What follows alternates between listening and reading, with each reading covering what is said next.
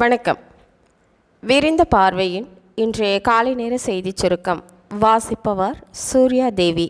சொத்து குவிப்பு வழக்கில் 3 ஆண்டு சிறை தண்டனை பெற்ற நிலையில் எம்எல்ஏ பதவி பறிபோனதால் திமுகவின் பொன்முடியின் திருக்கோவிலூர் சட்டசபை தொகுதி காலியானதாக அறிவிக்கப்பட்டுள்ளது. சென்னையில் உள்ள அனைத்து மருந்தகங்களிலும் இனி சிசிடிவி கேமரா கட்டாயம். வருகின்ற 30 நாட்களில் கண்காணிப்பு கேமரா பொருத்த வேண்டும். இல்லாவிட்டால் நடவடிக்கை எடுக்கப்படும் என சென்னை மாவட்ட கலெக்டர் ரஷ்மி சித்தார்த் ஜகடே உத்தரவு பிறப்பித்துள்ளார். இந்தியாவின் முதல் நீருக்கடியிலான சுரங்க மெட்ரோ ரயில் சேவையை பிரதமர் நரேந்திர மோடி அவர்கள் இன்று தொடங்கி வைக்கிறார்.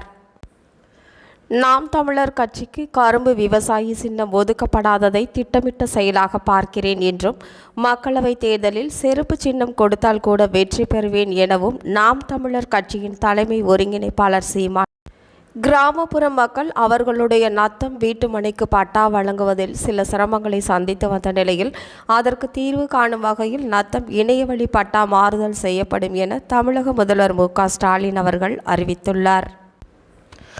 தேசிய கட்சியான பாஜக தற்போது மத்தியில் ஆளும் கட்சியாகவும் உள்ளது. இந்த கட்சிக்கு தேர்தல் ஆணையம் தாமரை சின்னம் ஒதுக்கியுள்ளது.